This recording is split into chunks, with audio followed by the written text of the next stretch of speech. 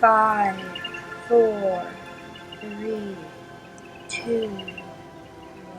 Aura. Withdraw the energy of your attention from any form of media that keeps you ever conscious of the death cries of the exploitative and manipulative systems. The blueprint for your true work here on Earth already exists within you. Crystals. So be aware, child of light.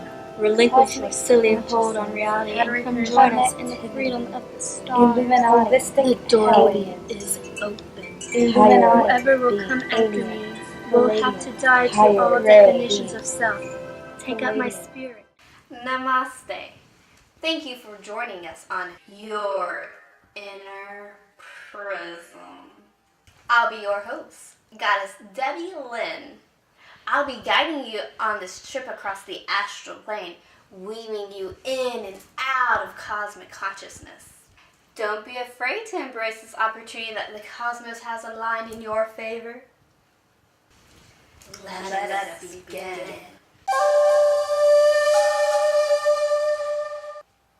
And now for the news.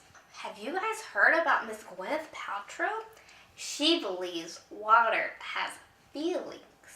The Royal Tenenbaum starlet claims that the molecular structure of water can be altered if the water is placed in containers labeled with negative sayings such as, "I hate you" and "fear."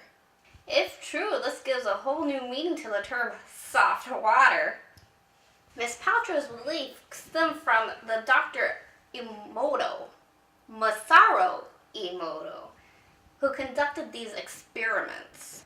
To explore this idea further, check out his book, The Hidden Messages of Water. I guess I should be more conscientious about the way I talk in front of my beverages. I don't want them to sink into depression. Astrology alert! Astrology alert! Astrology alert! As you all are probably aware, the planet Mercury was in a retrograde June 7th to July 2nd. Viewers, I hope you made it through this trying time and have recuperated from all of its hardships you have endured. I, for one, was met with many challenges trying to bring you the show today. Damn you, retrograde! So I hope you enjoy. While on this topic, I recently discovered that Henry Miller was a devotee in astrology. I guess this makes sense since his famous books were titled Tropic of Cancer and Tropic of Capricorn. I tried reading Tropic of Cancer, but it was just way too filthy for this gal. Mr. Miller even blamed Mercury's retrograde for a trying time in his life.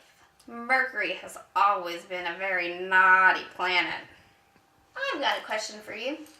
Are any of you guys going to Burning Man? I've been thinking about going for a while, but I keep getting wet feet.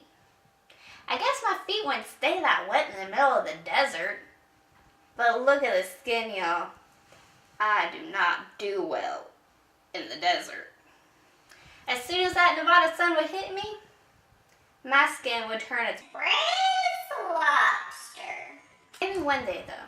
This year's Burning Man's theme is Caravansary. What is a caravansary, you ask? I didn't know either, so I looked it up. Let's see. Caravansary. This is the first definition. An inn with a central courtyard for travelers in the desert regions of Asia or North Africa. 2. A group of people traveling together, a caravan. Like my favorite CPU game, Oregon Trail. So jump in your wagon and head to Burning Man, August 24th through September 1st.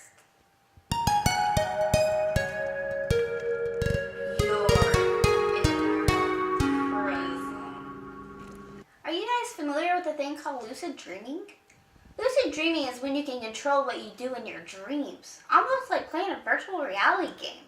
For some people it comes naturally, but for me it was so frustrating because I tried and tried for the longest time and I couldn't get it. I watched Richard Linklater's film Waking Life and I knew I really wanted to do it.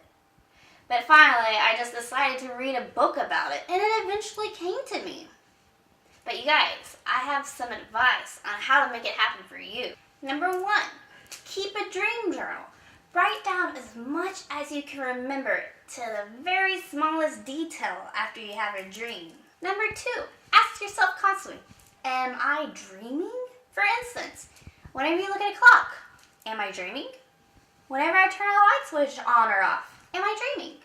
Whenever you look at your hands, am I dreaming? One day, you just might be dreaming whenever you do those things. Number 3, think about lucid dreaming often and before you go to bed. Number 4, and lastly, wake up 2 hours before you normally do. Stay up a little bit and then go back to sleep. This is the most opportune time for lucid dreaming. If you have any advice or experiences with this, please email me at yourinnerprism@gmail.com. Next time we're going to be talking about astral projection. Feel free to email me if you have any amazing experience with that as well.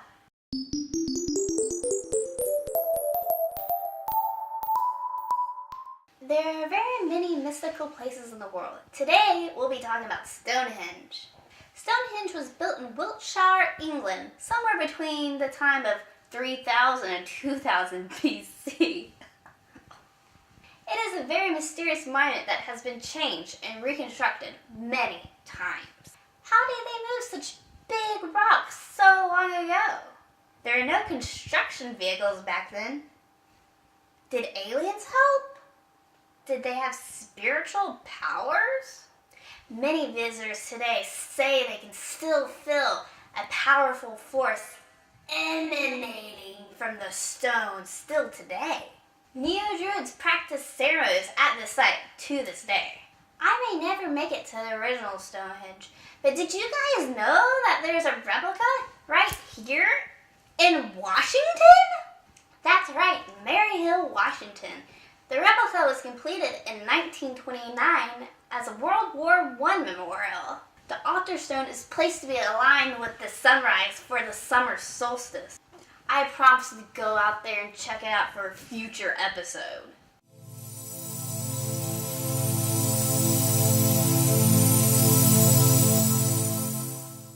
This week we're talking about the most beautiful of all instruments. That's right, the harp. There are many kinds of harps, but most all have a crazy amount of strings and look super difficult to play. In Greek mythology, sometimes mermaids would lure in sailors with the sweet sounds of their harp and their bods. One of my favorite harpists is Miss Joanna Newsom. She has a beautiful voice and plays some sweet psychedelic folk. I suggest you check her out. Recently, she married actor and funny guy Andrew Samberger, who is known for his movie Hot Rods. The first award given at the Grammys in the New Age category was to Andreas Moldenwider in 1987 for his album Down to the Moon. His album, Behind the Gardens, Behind the Wall, and Under the Tree, is my favorite. It's so relaxing. I often give it a listen while I'm meditating. I hope I can play the harp one day, maybe in heaven.